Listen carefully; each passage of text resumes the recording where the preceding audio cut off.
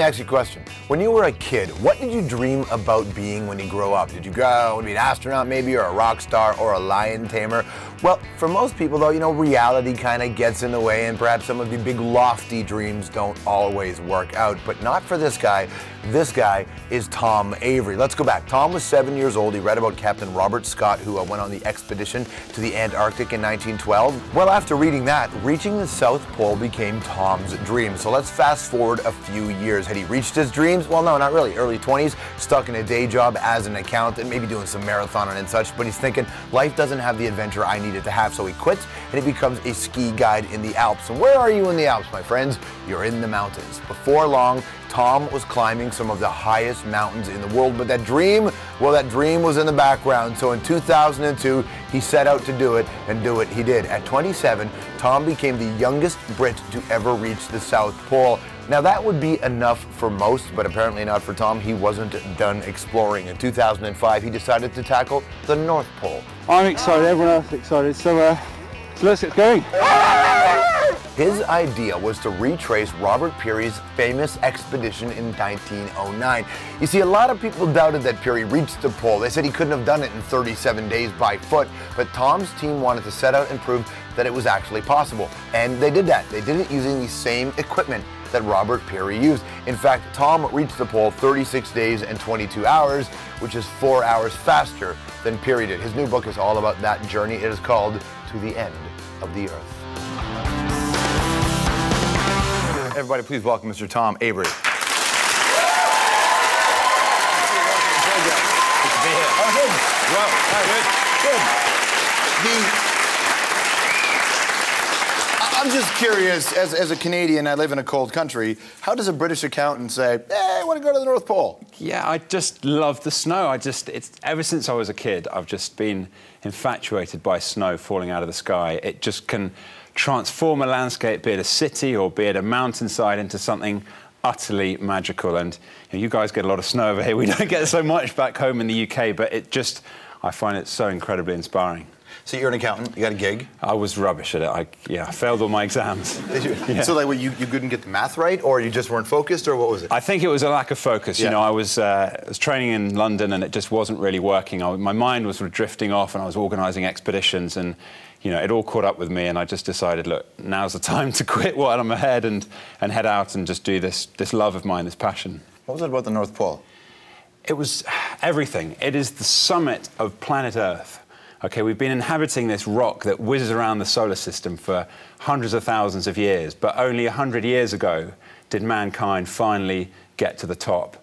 And so the combination of the history and also the sort of mythical quest that has taken place over the years to get to this, elusive spot. I suppose there are a lot easier ways to get yourself to the North Pole than you chose to do. Peary did it, when, 1909? 1909. 1909, he gets there, and a lot of people thought he never got there. They said that there's just no way it could have been done. Mm-hmm. And so I guess you decided that you're going to prove that he could do it. Absolutely. So the goal was this mystery. How could Peary have done it? He got there in 37 days. Most modern expeditions take 60 or 70. So with all the old equipment, how on earth could this guy have done it? But the more I researched this incredible man, the more I was convinced that he might well have stood a chance. I mean, 23 years of his life he sacrificed to reach this place. He lost 8 of his toes in the process. I mean, the guy was a complete maniac.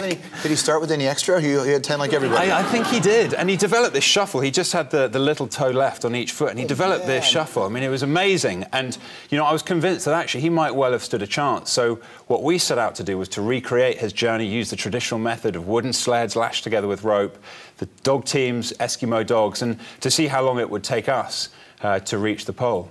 And you did it, what, either like 4 hours less than he did, right? Yeah, we were cutting it fine towards the end. I mean, it was the most hazardous expedition of our lives. We had no right to be up there, but somehow, against all the odds, we got there with 4.5 hours to spare. I've had the fortune of being on a dog sled in the Arctic before, and it is remarkably slow, but it's still a remarkable experience. What's the journey like, and were there parts that were just almost insurmountable hills to climb? And I don't mean that literally, but, Absolutely. I mean, the Arctic Ocean is like nowhere else on the Earth. It's like travelling through a city that has been razed to the ground by an earthquake. It's just rubble everywhere. And these ridges could be 40, 50 feet in height.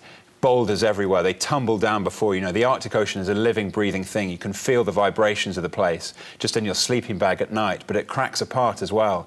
So you have open water to deal with, and you know, every one of us fell through the ice at one point in the expedition. You have these ripples in the ice that form as the sled trundles over the thin ice. We saw the video of that where it's almost as if you're on a waterbed, although that would be totally 80s, and it ripples and you're running across that. It's insane, and you know what? It's easy to forget that you're in the middle of the ocean here. So that if you break through, it's 2 miles straight down to the bottom of the ocean. How do you go through and not die? Because that's what kills most people who are explorers, is the water. Yeah, it is, and survival times are very short indeed, but what you want to do is get out as quickly as you possibly can. You then roll around in the snow, because that sort of acts like a giant sponge and soaks up a lot of the water still in your clothing. And then you don't put the tent up or get the stove going, because it just takes so much longer to warm the body up. You know, you use something that every one of us here has got, and that's adrenaline. And let me tell you, it kicks in as soon as your toes touch that freezing cold water. Just this wave sweeps through you, and you want to really harness that. So you clip back into your skis and you just ski off the horizon as fast as you can, and arms pumping away. And that heat that you generate is actually pretty effective at leaving you almost dry by the end of the day. What did you get separated from your team? I know that happened to you at one point. Right? Yeah, and that was the hardest point of the expedition for me. I mean, it wasn't for long, it was for half an hour, but that was the longest half hour of my life. You know, I was out in front trying to find the best route for the team to follow. This blizzard just came out of nowhere, and yeah, I just couldn't see them. I thought I could work them out in the gloom, but it was just 2 ice pinnacles that I was looking at, and you know, I was yelling out their names, but it was just being carried away in the wind. My tracks had been blown over. I had nothing with me, just my clothing and my skis. And I went back and forth, nothing. And it got to the situation where I was actually starting to dig away like an emergency shelter in a snowdrift with one of my skis. And you know, one of the dogs then popped his head around Raven, and we were reunited, and it was just the biggest relief of my life. Because what was the emotion though before Raven comes back? What's actually going through your head when you're, because I know people talk to themselves, they start doing the thing, I'm so stupid, I'm so stupid. Yeah, what happened? Yeah, you're kicking yourself, because it was completely my fault. You know, I got too far in front. You want to leave the right length gap between yourself and the front dogs. But I'd gone too far, and I'm cursing myself. I'm trying not to think of loved ones back home, and you know. What letter did your curse word start with? Yeah, let's not go there. They weren't very British, put it that way. Very British. You've been to the North and South Pole. What's the difference between the two? They're so different. Okay, the South Pole is in the middle of the continent of Antarctica. It's 10,000 feet above sea level. There's snow that's just built up and built up over the centuries, whereas and there's a massive science base there. Yeah. In fact, when we got there, we had to ask directions from this guy who was driving a JCB truck to get to the, get to the pole. He wound down his window and said, yeah, it's just down the road there. One of the weirdest conversations you'll ever have. It gets weirder, though, at the North Pole, because we hadn't seen anyone throughout the entire journey, no sign of human existence. And then within an hour of getting to the pole, this helicopter came out of the skies, stairs came down, the most beautiful Russian lady started coming down the stairs holding a tray of flute glasses and a bottle of champagne. I bet you're hallucinating, and right? We were sort of slowly zombifying, walking towards her, going, this cannot be true. She was then followed out of the helicopter by 12 Portuguese tourists who had all forked out, you know, $25,000 for an hour at the pole. So it was totally bizarre. You know, one of the things when you hear conversations about climate change and you hear about the polar ice caps, could you see, I know you hadn't been there lots, so could you see anything that would indicate that there's a shift in the environment up there? Yeah, I mean, we had Peary's journal with us, and it was amazing to read through this every day. We're measuring our progress against his, you know, because we're racing against him the whole time, but also to compare the terrain that he describes to the terrain that we were seeing. And there's no doubt that we saw much more in the way of open water than he did. And you know, probably some point in the next 2 or 3 years, it'll be impossible to make that journey one way. I mean, it's changing so fast. It's such a small window anyway when you can reach the North Pole.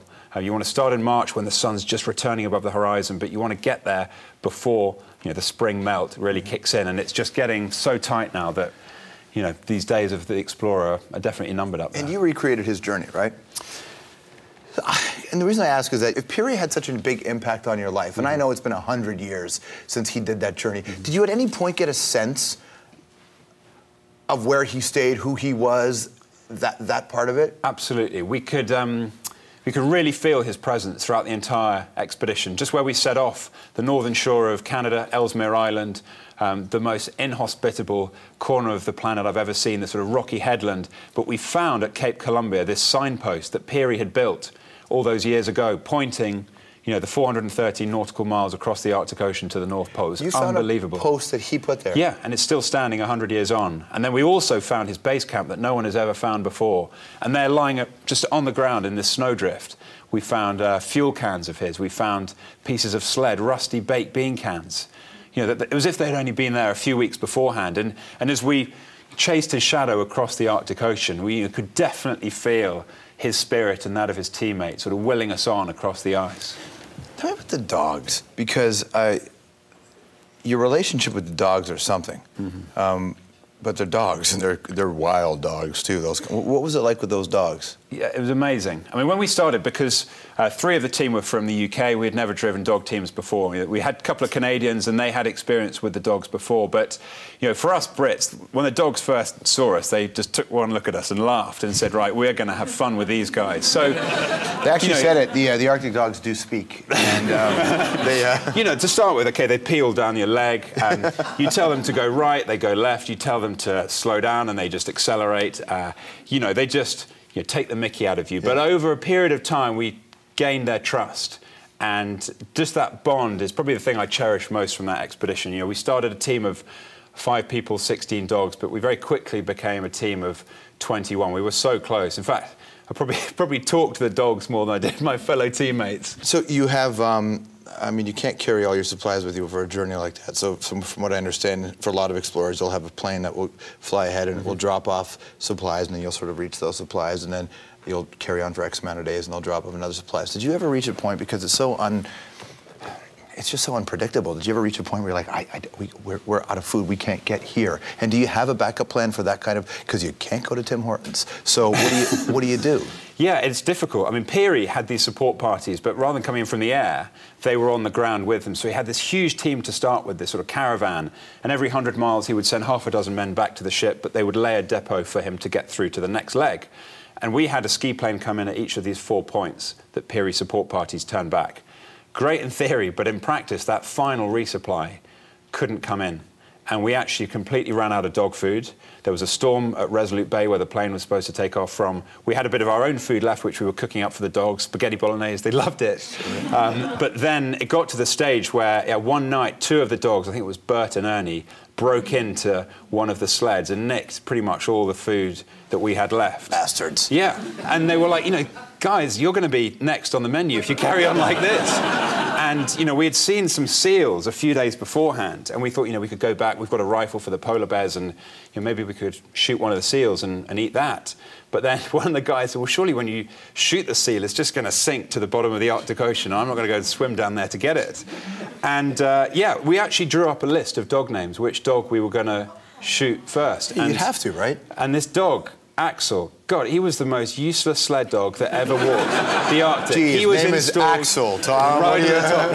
He didn't live up to his name. He was a wet old dog. But anyway, that dog doesn't know how lucky he is, because just as we were about to load up that rifle, the radio crackled into life that there was a ski plane on its way, and Axel lived to fight another day. Fantastic. Thanks for coming in, Ben. No problem. Really appreciate it. The book is called To the End of the Earth. Tom Avery, everyone. We'll be right back.